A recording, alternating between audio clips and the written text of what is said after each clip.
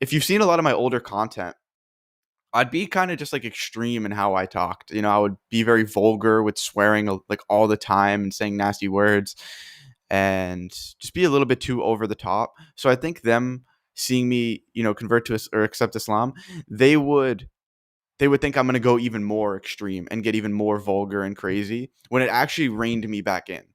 And now I have, an objective source to go back to for my morality. I'm not standing on air, trying to guess everything. Is what I'm saying the actual right thing to say? I hope so. I watched some of this podcast and this. I'm going to combine these talking points to have my own point of view, because that's all your thoughts are at the end of the day. If you don't have an objective morality source, you're plucking from what you hear from other people, you're taking a little bit of your own personal experience, and you're coming up with your own conclusion. Whereas now with Islam, I have my Fitra, which was like my innate knowledge, where there's things that, inherently I knew were good and bad. And a lot of that already, matched with Islam. So now it was just combining the two, matching them. And then whenever I have a question or I need to know how to deal with the situation that I don't know, I just look to Islam. I look to the stories of the Prophet Muhammad, the companions, peace be upon all of them. And I end up getting a way better answer than what I could have come up with myself, you know? What has been the number one biggest struggle after you took your Shahada? I guess it's just like kind of lonely at the end of the day. It's just kind of lonely. Like, I don't know if you ever went through hedonism where you'd be talking to girls and going out and drinking and all that stuff, but when that is the magnet that holds friendships together, and then you stop doing those things, you stop seeing the majority of your friends. You don't want to go out to bars. Actually, for a while after my Shahada, I would still go out, to the bar or to the festival in the city during the day where everyone's drinking, just to be around everyone, but I wouldn't be drinking there. And after like 7 times of going, I just realized, like, it really clicked how insufferable those situations are, where you're the only sober person in a place where everyone has to dumb themselves down to have fun.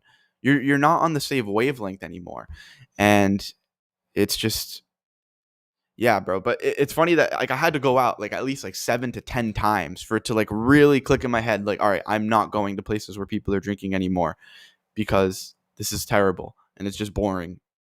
Not even just from the spiritual sense. It's just boring. There's nothing to do. There's nothing to talk about. I don't want to talk to the women there and sleep with ugly drunk women that are going to be coughing and burping all over the place. It's gross.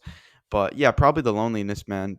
Like, just kind of feeling alone on the journey. But I have a lot of good Muslim brothers and friends and stuff, and just even non-Muslim friends that are kind of, have come into my life and are on the same wavelength about a lot of this stuff. Hmm.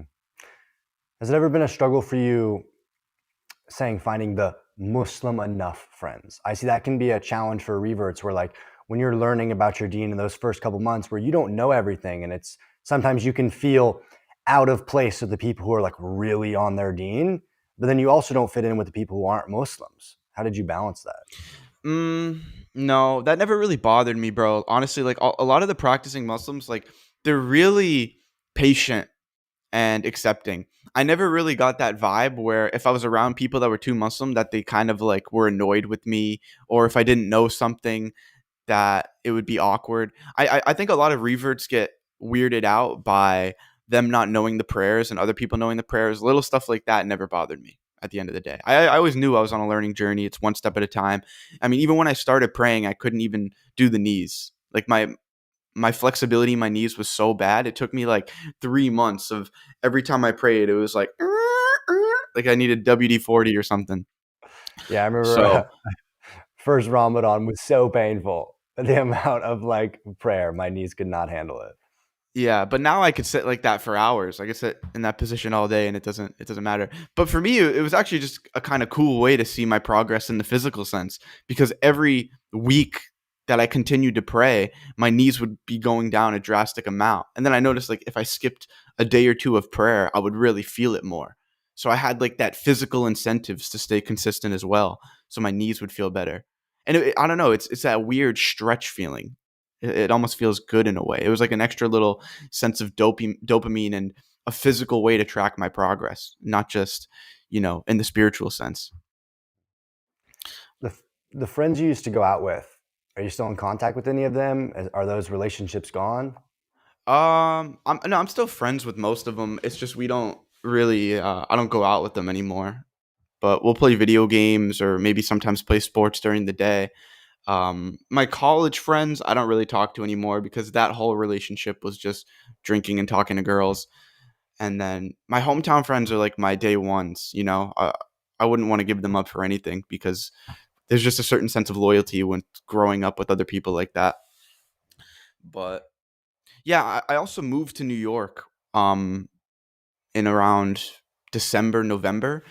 So, this is like my third time moving to a completely new place, having to make new friends. And this time I was doing it on Deen.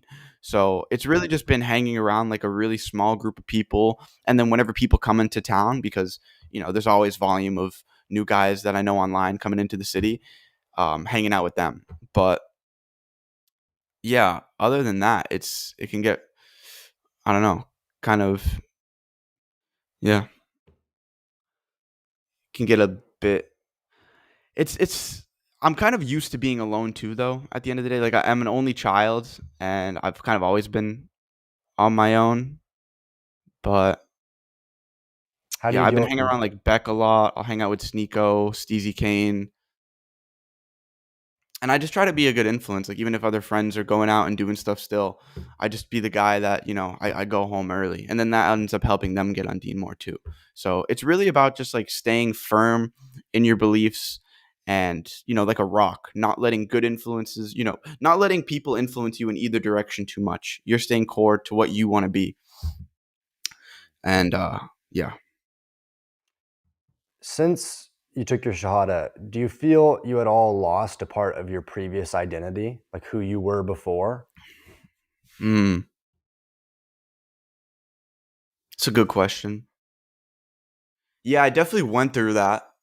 I haven't thought about that in a while, but yeah, because it's like when you're in those scenarios where everyone's drinking, it's hard to be as funny as you were because, like I said, you're just not on the same wavelength anymore. So I'm just kind of a bit more quiet and just looking around, and I'm pretty open about stuff like how I believe that alcohol is demonic. I don't know if you've seen that clip where I'm like, you're drinking spirits, cocktails. What do you get? Like, it's just weird. It's literally in the language. It's just a weird, freaky substance to consume. And then I'm also public about how I think sleeping around is wrong. So whenever I'm around like old friends or family, there's kind of always that underlying sense that we both know what I've been saying, and we both know it kind of rubs them the wrong way. You know what I mean? It's like you don't even have to say it necessarily. There's just kind of that little energy there. But yeah, what was the identity crisis? Um, I'll yeah, give I mean, a I just try to whenever I'm with around these people, I just try not to like judge. Like I'm because a lot of people, I'm sure you've dealt with this too. Because you hate the sin, they think you hate them.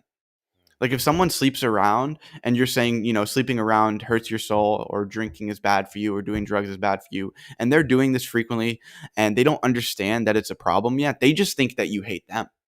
When it's like, I'm sure you feel the same way. To any non-Muslim, I don't feel any animosity towards any of them. You just feel a sense of you hope they get guided. You just feel like they're misguided. They don't see what we see. You get what I'm saying? Like a really good example of this, I feel like, is how most people can't comprehend the Quran being the first person words of God. No matter how many times you explain it to someone, it doesn't click for them for months until usually practicing. And then they're like, wait, so you're telling me like this isn't like the Prophet Muhammad writing this. This is actually God's words. And he's just giving you the message. Like for me, that took a long time to really sink into my head. I don't know about you.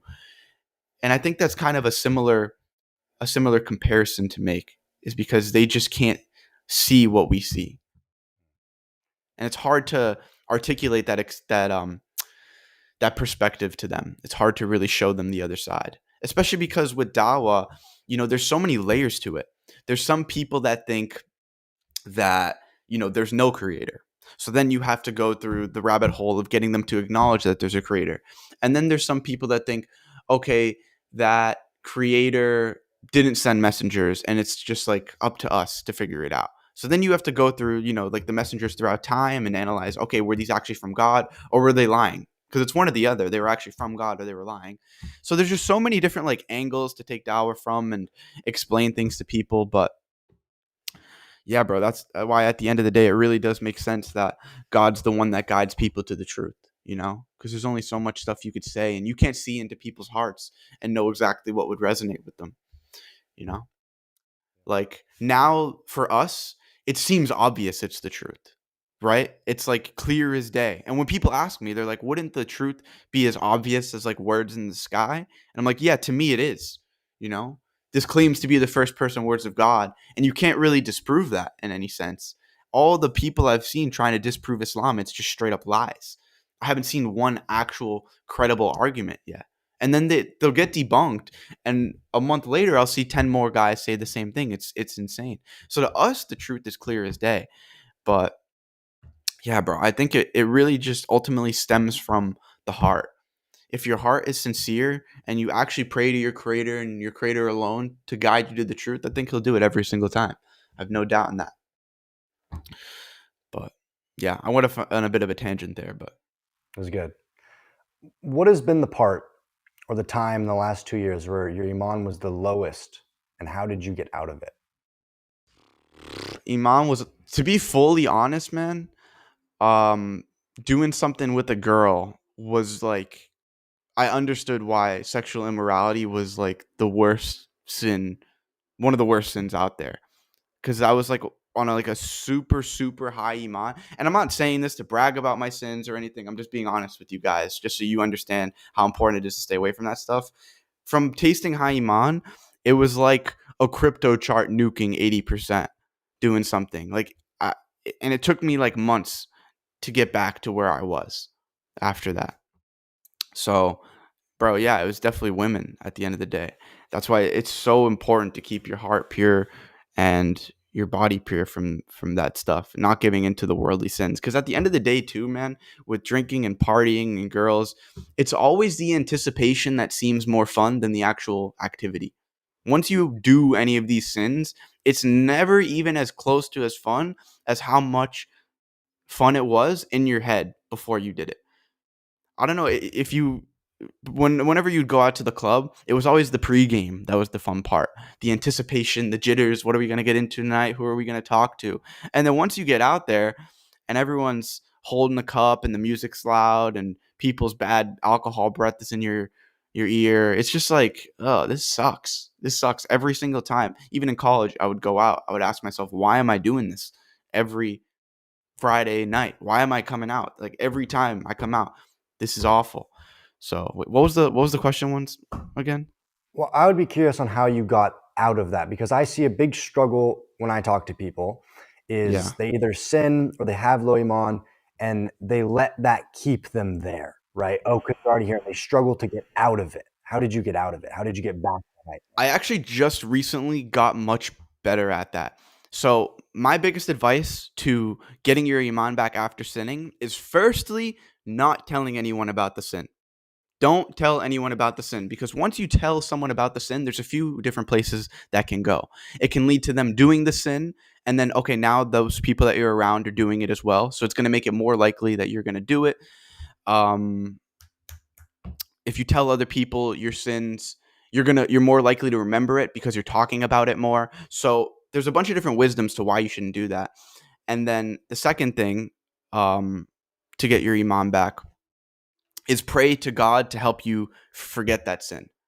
So if you don't talk about it, you truly feel guilty, and then you pray to God to help you forget it, it's natural that it's going to leave your mind eventually, because you talking about it puts it out into the universe and into other conversation much more, that it's going to circle back around. It's like once you expose your sin, it's like you're throwing a boomerang out there that's going to come around, it's going to hit you again. And every time you keep exposing that sin, it's like the boomerang keeps going back, and you're going to have to deal with the repercussions for exposing it, compared to if you just keep it to yourself and you actually pray to God to just help you forget it. Every time I've done that in my experience, and I actually hate the sin in my heart and I don't want to keep doing it, I actually don't end up doing it anymore, and I forget it and forgive myself, so my Iman is able to come back much quicker.